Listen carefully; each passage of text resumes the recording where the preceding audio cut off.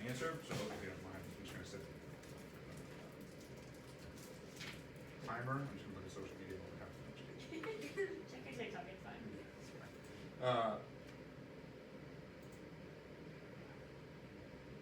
Okay. Well, thanks for coming for a bit of a talk, information, longevity, health. I mean, we're in basically the best time to live ever in terms of health, and our country is the sickest. Our country is what? The sickest. Oh, I know, I believe that. The worst health.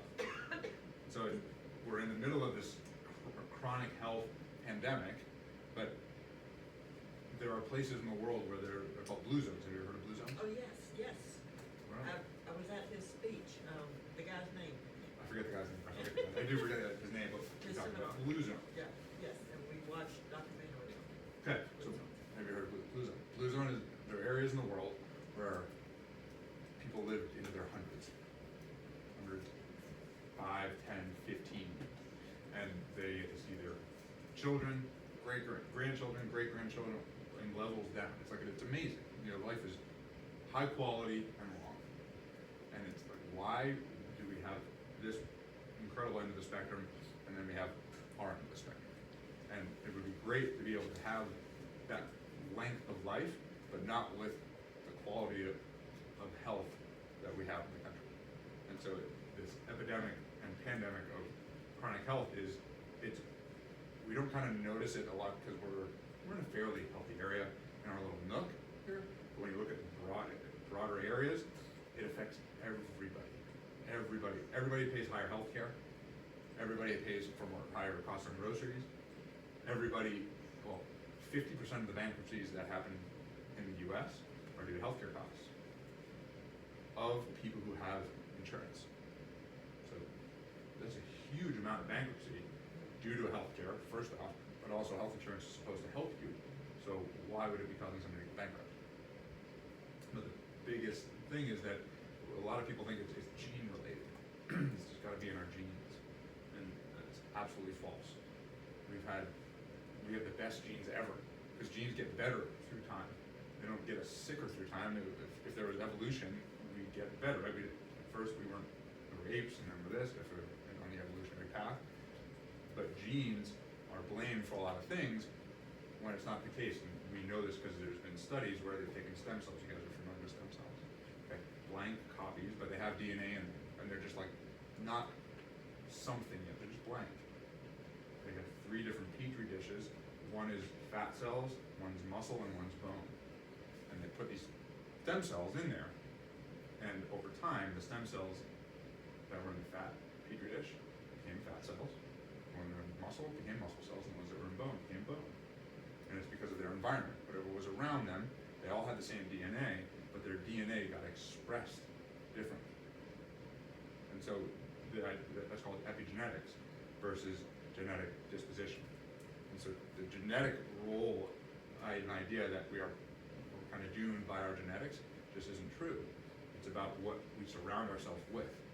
If we're surrounding ourselves with toxic environments, with unhealthy environments, then those genes have more of a chance to proliferate, not proliferate, that would mean anymore, but they have a chance to express and almost like shine brighter when other genes would dim themselves. But there's a way that you can have a dimming effect to the genes that we don't want, and that's just literally lifestyle choices and environment. Because it's also interesting too, if we think of cancer, if we develop cancer, and then we become cancer-free, have the genes changed? Because if the cancer was due to the gene expression, that you have this gene, you still have it afterwards.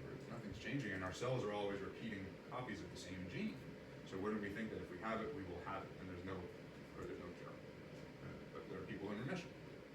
So it's a how does it work if we're going to blame that fact alone? It just doesn't have to hold water. The other piece is, we see it all the time with people who get put onto medications, and then they join a gym or a community, a healthy community, and eventually they get off of it. And it's just literally lifestyle choices. But the biggest cost to the US is health, and it's 4.9 trillion every year. So 4.9 trillion goes out take care of costs, and we would think the big costs of our healthcare would be surgeries and, you know, you're dealing with people who get injured, work. Those types of events, car crashes, injuries, gunshots, all that is 5 to 10% of 4.9 trillion. 5 to 10%, a lot, but it's a little. The other 90% is for chronic health issues, which all boil down to lifestyle.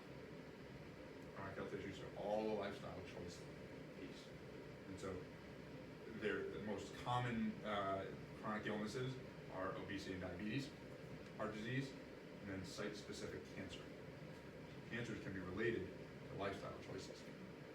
Lifestyle choices, the main ones that we have that we don't even think about. It's where we work, it's where we live, what we expose ourselves to there, and then also the things we put in our body, don't put in our body, what we eat, the way we sleep, all those types of things. So the controllables are so influential. The uncontrollables are so minute they barely even play a role in our health.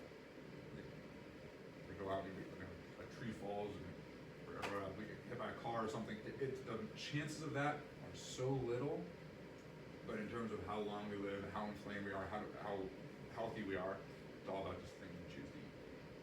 The way we choose to move the body, the way we think our thoughts. Those are kind of the main three things. Sure, where we live. If we're living next to a chemical plant, then we're going to have problems like that. Paper plant up the road. There's a paper mill. Right, yeah.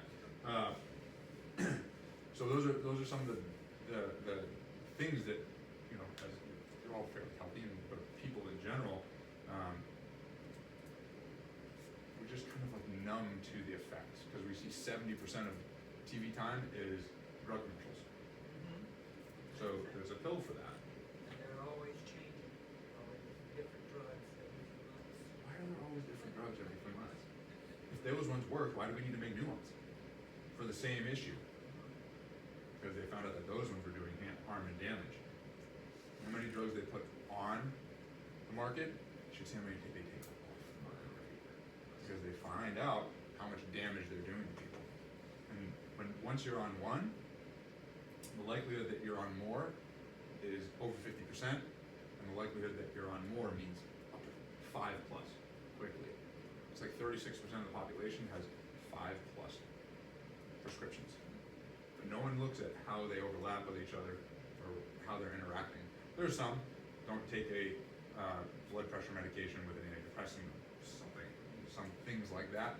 But when we actually look at what's the most influential things, well, we just make simple choices. We don't have to take the pills. We don't have to. Walking is research back to be far better for depression and cholesterol issues than any of the pills that are out there. They have better results. So why are doctors just pushing the pill? And then why do so many people are so sick of taking pills? I don't want to take another one. People are waking up, but what's really driving all of it? We're not going to go down the rabbit hole about conspiracies and politics, but that's follow the money trail, and the medical system was hijacked by the pharma system. The government system was hijacked by them too, and they have enough money to pay for the outcome that they want and for the messaging that they want. So it's all about messaging when you think about your health, because you're going to do what you hear about most until some type of cycle is broken. So when it comes to our health and inflammation and looking at it and monitoring it, what most people do is they take a pill for something.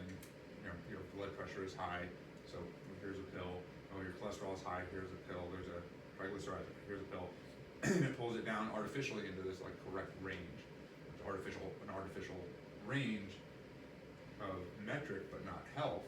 So if someone has all the same, if you have two people that are all the same twin, let's call it, but one person has their numbers there organically, eat healthy, think healthy, move healthy.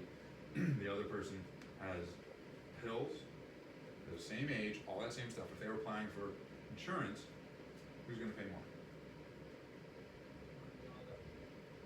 Pills. Yeah. So health becomes we can pill artificially get ourselves within a range, within a number range, but the number isn't the important thing. And that's there's two paths to walk when it comes to health. One is sickness maintenance, and one is actual health. Because the path of sickness maintenance is that the doctor is, you have this, let's give you this, to put this number back in range. That's just maintenance of a sickness. We're just gonna control it by doing this. Versus, here's the way to get healthy, this is how you have to do it, and you don't have to know much about all your pathologies, because 90% of the time, they're lifestyle choices, and if we just make better lifestyle choices, we get healthier. I saw it a million times, I saw it over and over and over. When I used to, in the gym I used to own, people would come in taking 7 different medications. And I knew nothing about what they were dealing with at the time. I wasn't a doctor then. And I didn't need to. I was like, great, here's what you're gonna eat, here's the exercise we're gonna do, you're gonna do it this much for each, go. Give it time. Water the plants, let them grow, feed your body good food, exercise, be part of the community, think good thoughts, give high fives, and they got healthy, they got off from that. So it wasn't about managing the disease, it was, you can walk a whole other path, walk down health and just do the healthy things, and everything else just goes by the wayside. And if there is something that's left to manage, it's a small little bit. And when things become super chronic, and they might need to be, but so much is due to, we know, lifestyle choices, simple terms. So sometimes we get used to, well, this is kind of what life is like this, and until we break a cycle or have some type of like shocking event to show us how to change or change something, we kind of just have status quo. So how do we see inflammation? How do we see health? How do you measure it? And what are your metrics to go by? There's easy ways you can jump on a scale and see your body weight increase or decrease. You can set on a body fat scale, that's even better, because then you know if you're losing or gaining muscle or burning fat, you know how your body composition is actually changing. But then there's the real-time choices that we make, because those are going to be the accumulations, and it's like, I didn't know I was gaining weight until I stood on the scale. Well, 3 months ago, if we had some other metric to go by, we would be knowing what our health is actually doing, going up, going down, and changing. So one of the easiest ways to do that is a glucose monitor. Wear it on your arm. It tracks what your glucose blood levels are doing, and that's a gateway into inflammation. That if there's an easy app, and I'll give you the name of it and all that. I think it is called Stelo, S-T-E-L-O. And you can get these glucose monitors. You can get 2 of them, which gives you 30 days worth of time. You get them on Amazon for $99. And super easy. They have the instructions on how to put it on your arm, where to put it, how to track it on your phone, and it gives you real time look at when I eat this food, this happens inside my body. So it's important to know that, because if you're eating foods and your blood sugar goes up, and if it stays up and it doesn't go down at a normal rate, you become pre-diabetic over time. It's stress that goes on in the body, and it inflames over time. That if we're supposed to, you can think about it like a tunnel that's got traffic in it. If that tunnel has traffic, and the traffic is supposed to dissipate quickly, it's good, it's all fine. But if the tunnel stays packed, it's going to become a problem. And so that's blood sugar. And when your blood sugar stays up, pre-diabetic over time, the pancreas, the organs in the body get burnt out, and obviously you become part of the medical system, you have to manage that somehow. The lifestyle choices could be the answer to that. What the app does is you see how quickly you come back down into range. So it's the real-time data of this made this happen regardless of my feelings. I think this is healthy for me. Test it. See it. Eat it. Watch what happens 2 hours later, and you'll know. You'll know about the glucose level. But it's not the only thing. There has to be some type of other important factors there. But if that's the one that you can use like right away to see how your blood sugar goes and rolls.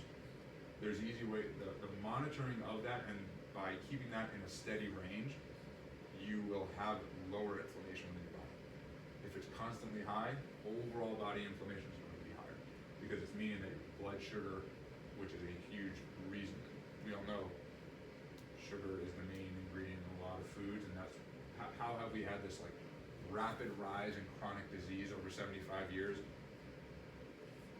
but no change in our genes.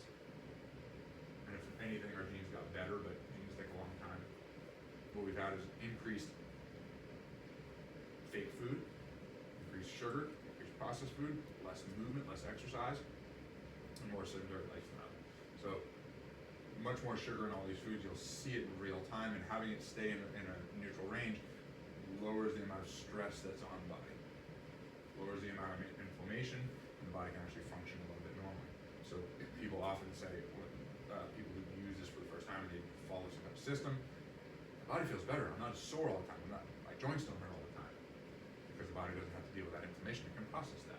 Then you layer in some of the things we've talked about with supplements and vitamin D, fish oil, and a probiotic. That is what actually allows your body to fully process inflammation. It's kind of like a drain, that if you had a sink with a drain that was stopped, water, the liquid wouldn't have anywhere to go. When you take vitamin D and fish oil, it pulls that drain cover and allows the liquid to go. So it allows the inflammation to be resolved. Because what happens with vitamin D and fish oil together, they each do a little bit different things, but essentially they make these things called resolvins. Kind of cool name, pretty easy to understand. They resolve inflammation. And so that's why that's a very small reason of why they're so important. That's the main reason of why they're so important for inflammation management and reduction.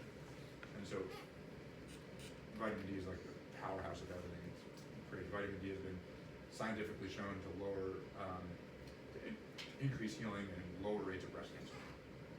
Vitamin D as a treatment.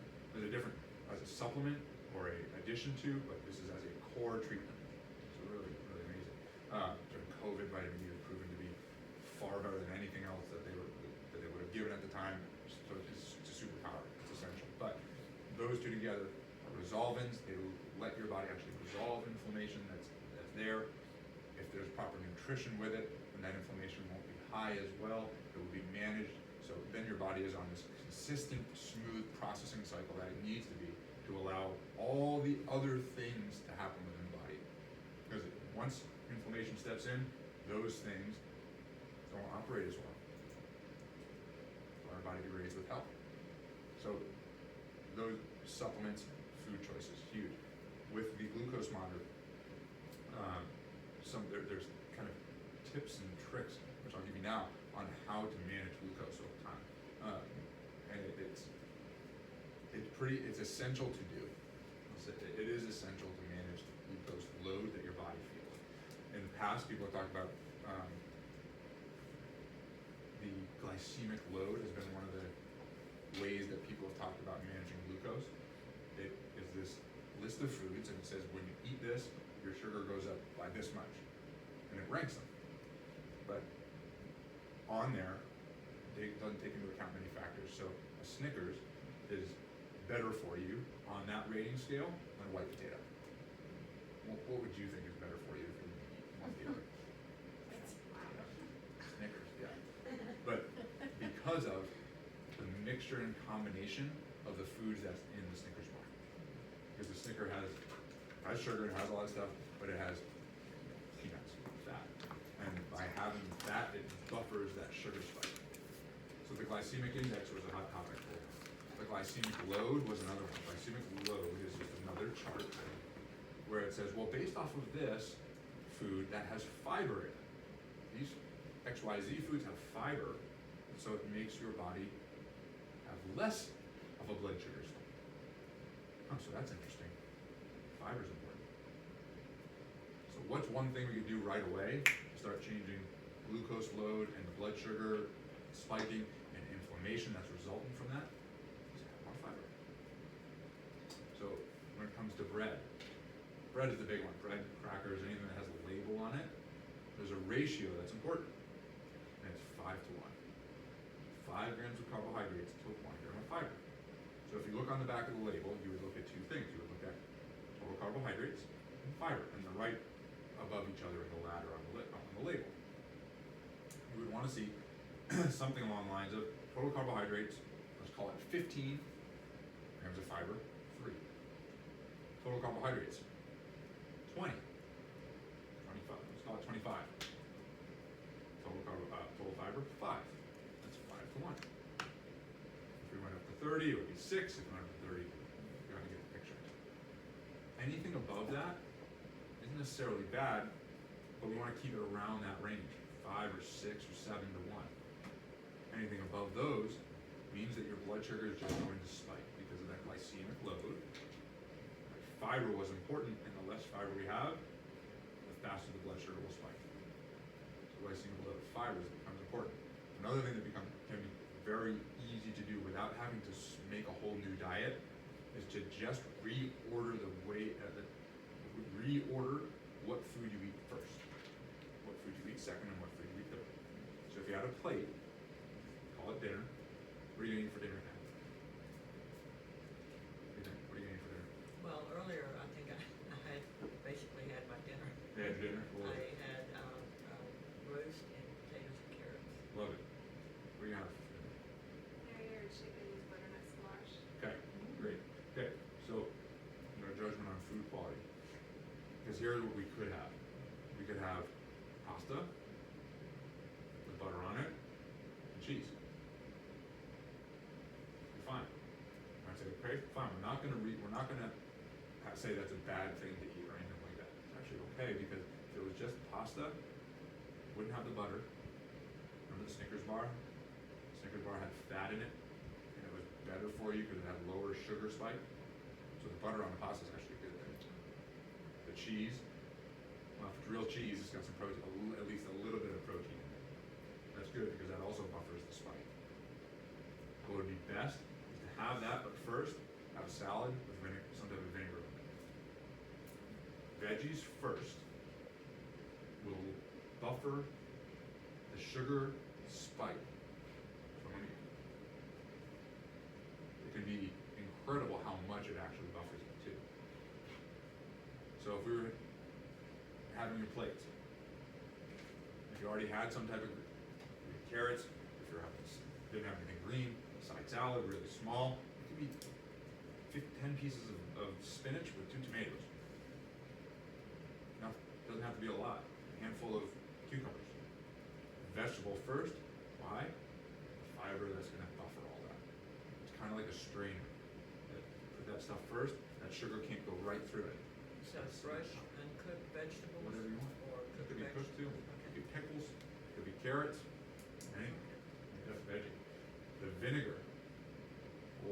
Super old tale that just had vinegar, apple cider vinegar, or any other vinegar. I mean, look back, if there are stories and records about people having vinegar a long time ago before their meals, because it does the same effect.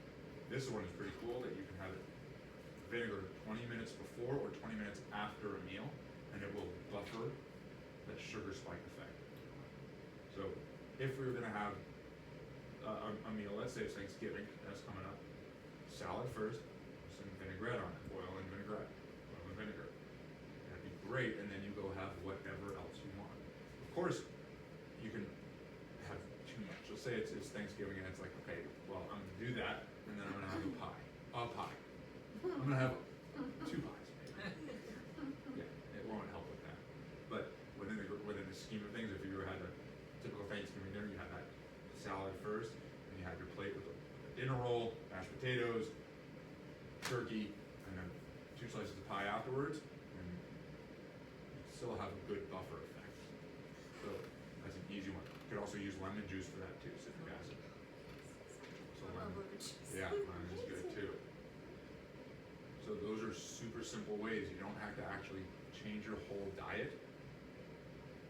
You can just change the way you eat, not the things you eat.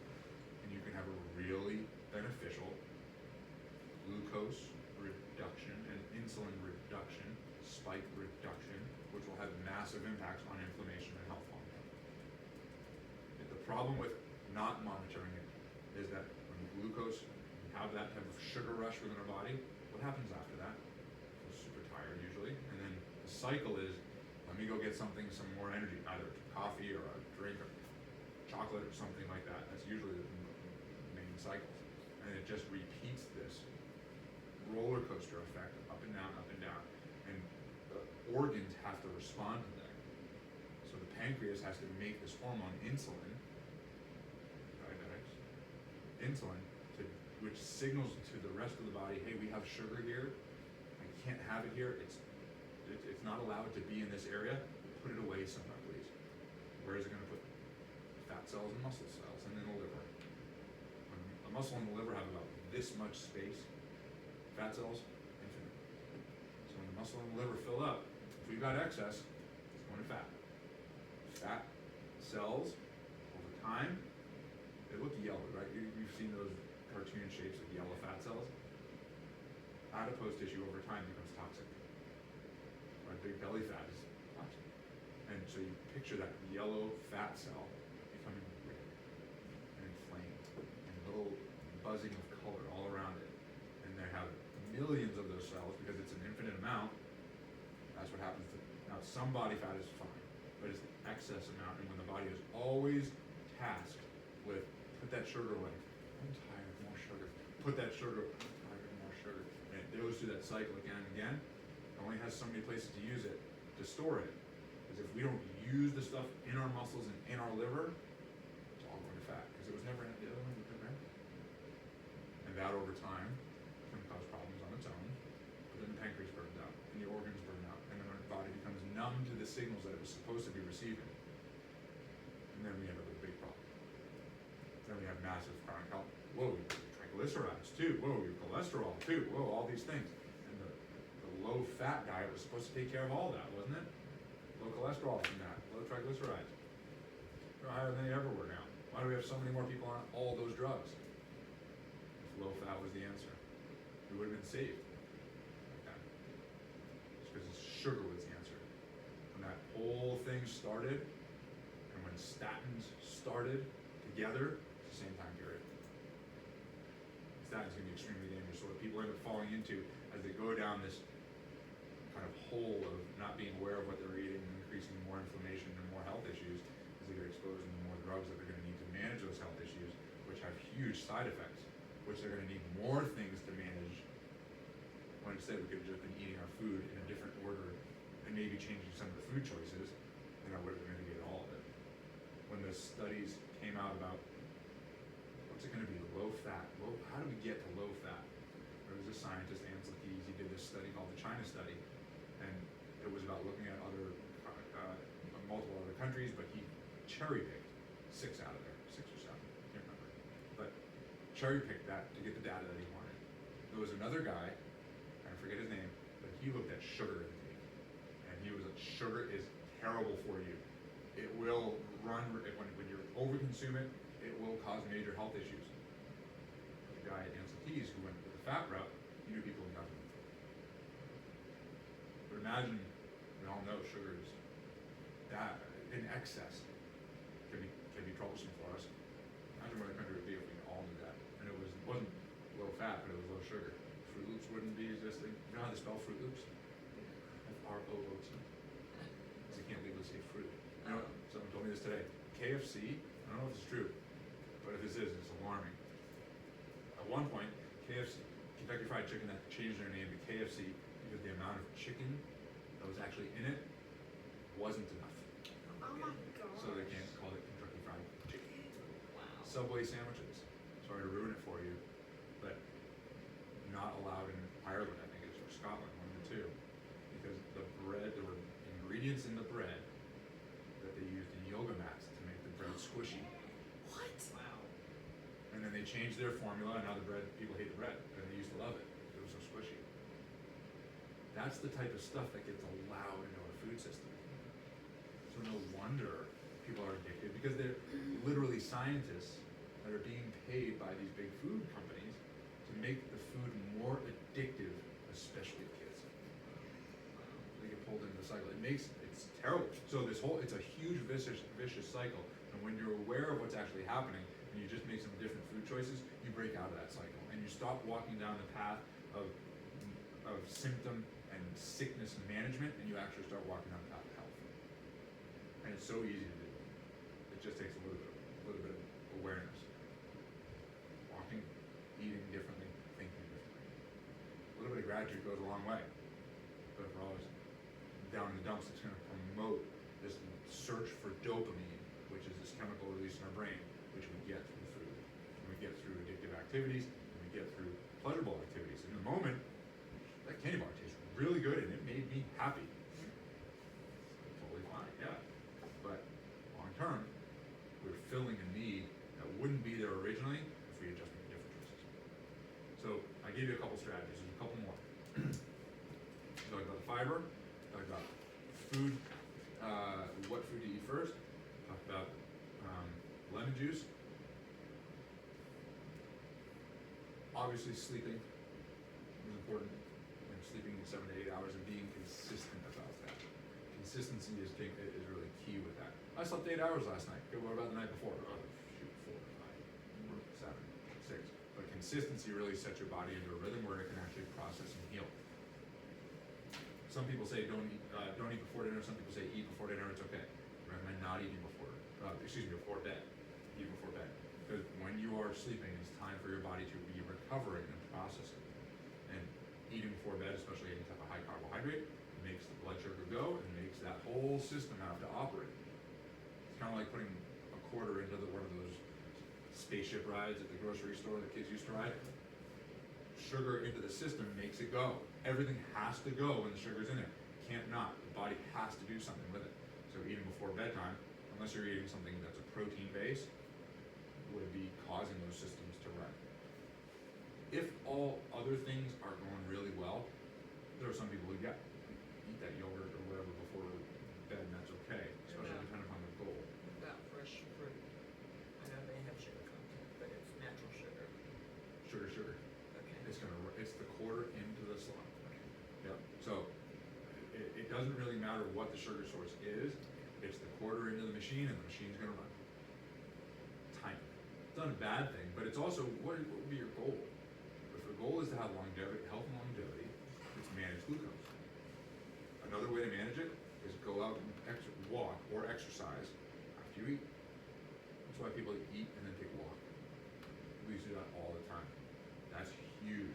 When you do that, it will drop that glucose level. Because the body has to, if the glucose is in that tunnel, it forces it to move and be used. Because the body's like, okay, you want me to walk? I need some energy to do this. Oh, it's right there. There's the sugar, we can just use that. So it uses it right away.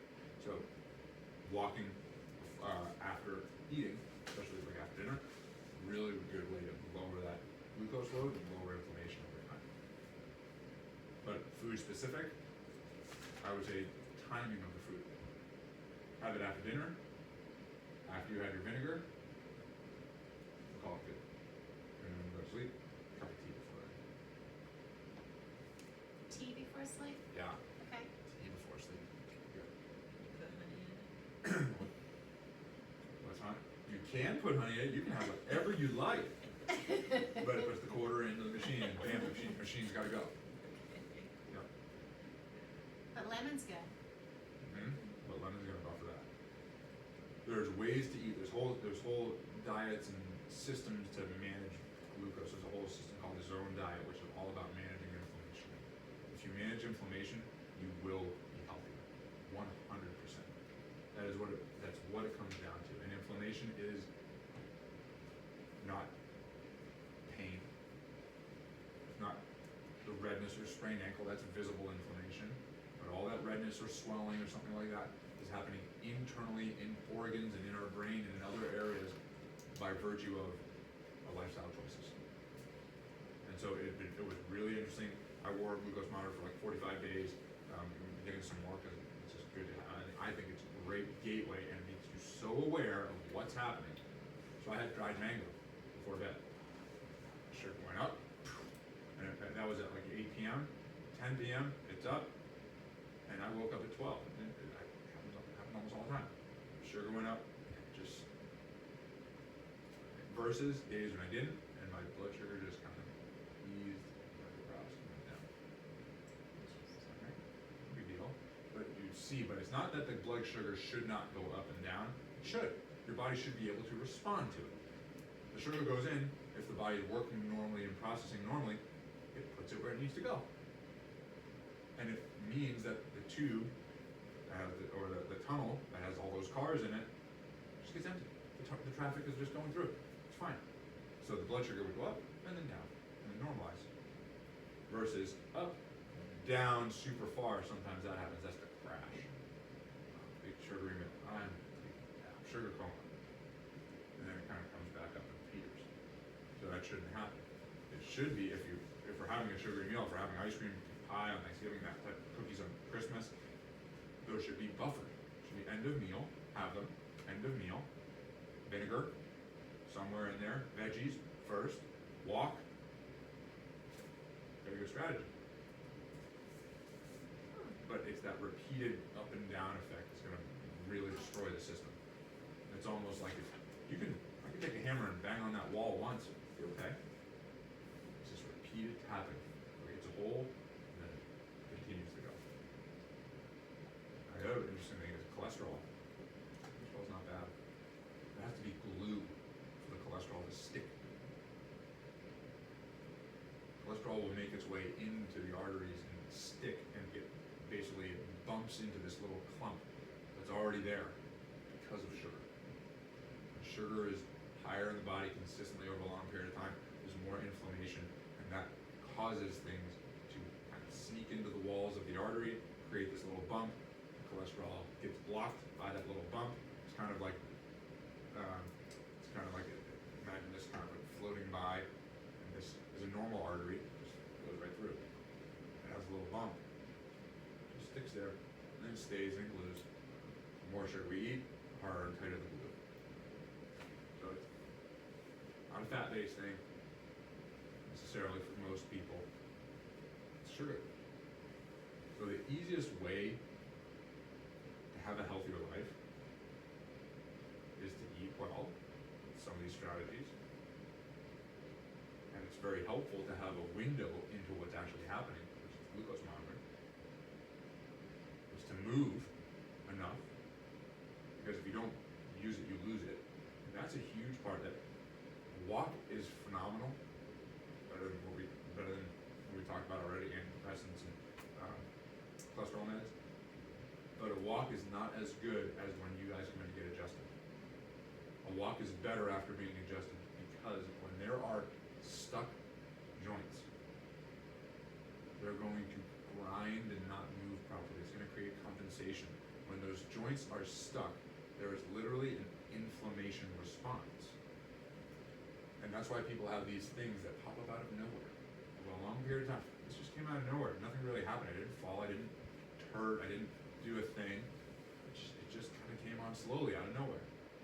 That's because a joint had been, the joints are supposed to move properly. Let's take the hips, for example. The joint's called the SI joint, sacroiliac joint. It allows your hips to move and rotate when you walk. Because one leg swings forward and one leg goes back. So wherever those legs are attached to, you need to also swing forward and swing back. Very minute, millimeters, that these hips move. And if there is, sit for a long time, those muscles freeze up. We don't exercise, we don't stretch, we don't move. Everything just kind of freezes in place like water in a freezer. Then we go out and we walk. Maybe one swings and the other is stuck. So this is just kind of going to grind. That's going to get pissed off over time. And the inflammation's going to build. When inflammation builds, at a certain break point, you'll reach a pain threshold. What was the problem? Was the pain the problem? No, it's that this has been frozen and it needs to move. And when it's frozen and not moving, that inflammation is going to cycle in, and it's going to create an inflammatory response, an immune system response. It's going to create, and it's not just to right there. It's not the way it works. When there's inflammation in the body, it's in, it goes. So the whole body's going to respond to that, and the brain's going to respond to that, because the brain's in charge of everything. So if this doesn't move well, the brain goes, what's going on down there? I need to know what's happening. It's silent. Right? So, hello? And then that area doesn't get its signal. And the brain, it has a very specific spot for everything in the body. It knows where everything is at all times and what it's supposed to be doing. If it didn't, then our body wouldn't coordinate the way that it does to break down food, to move, to breathe, to heartbeat. has these distinct spots that's in charge of everything. And so let's talk back at the SI joint. There's a distinct spot there and it doesn't move for a long period of time. That area in that brain just starts to shrivel. And so movement is so important for joint lubrication, glucose measurement, for brain function.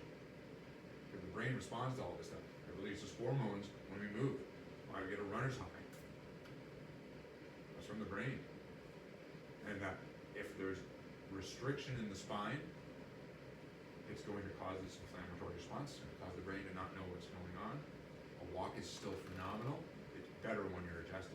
Not because of pain, but because there is this clear pathway for your body to operate normally and functionally, optimally, that there's not this inflammation, there's not this grinding wear and tear on the joints, there's not this brain confusion. Because if the joint can be confused, there's another law in nature and anatomy that whatever the nerves are that are near that are also going to be confused too and stressed too. So what's right next to the hips? Digestive stuff, reproductive stuff. So those nerves are going to be stressed. The brain's like, digestion, hello, and the nerves are like, hi, can you hear me? There'll be a slight dysfunction. Digestive's really off. I'm gonna go to the digestive doctor. Here's a pill. And then you're in. Then you're in. And you're in for life. I'm not saying that by adjusting the SI joint, it clears the path, it clears digestion. What I am saying is that when we think about health long term, how do we lower inflammation through our active lifestyle and through our body operating at its normal functional rate, which includes it being able to move. Movement is life. But I heard that phrase before.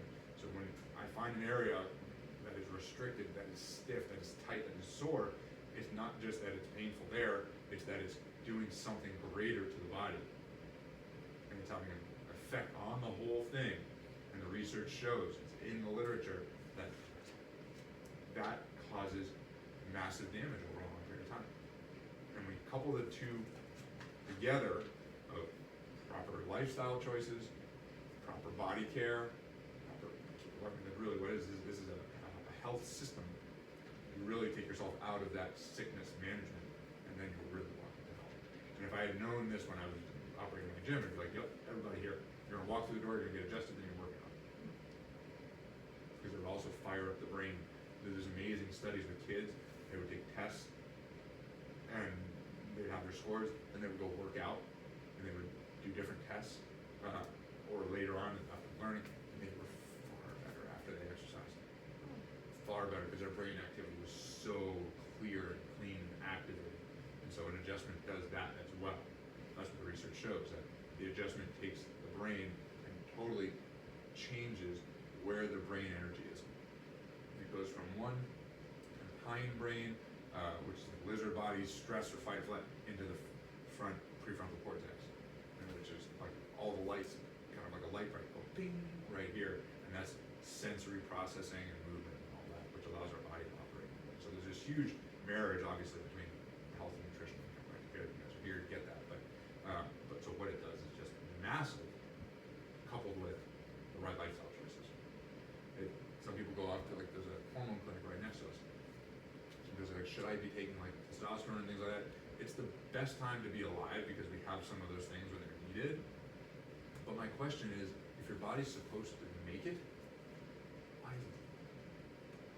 Something's either stressed out and it just needs to be de-stressed, removed, so that that thing can make it again, or it's been stressed out for so long that it's not coming back.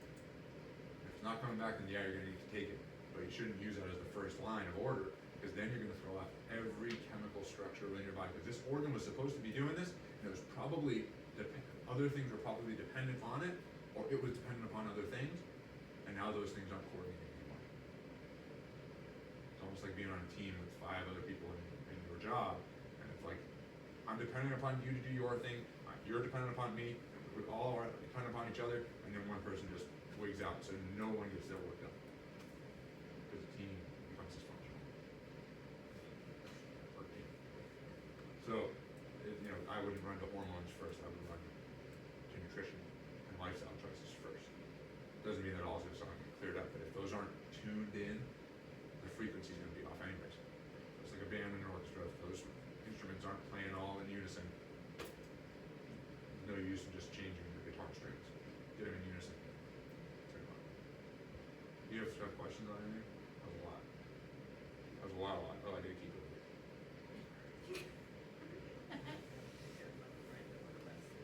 Go pick her up. Go pick her up. That was a lot of great information. Thank you so much. There was a lot. I like the plan. Mike's gonna, I wish he would've been here. You give them some of that information. I'll give him some of the notes. Yeah. Yeah. Well, thank you guys for coming. Thank you. Yeah, Thank just you. other stuff. We're gonna do other little talks and stuff like this. Oh, yeah. Yeah, Yeah. I'll be here. Yeah. Need all the information I can get. Oh, the time. There's so much out there, and Yeah. thankfully he's done the research and has the knowledge to put it all together and make it Right. make sense, so that's what I'm Thank you. Seen some things and, Of course.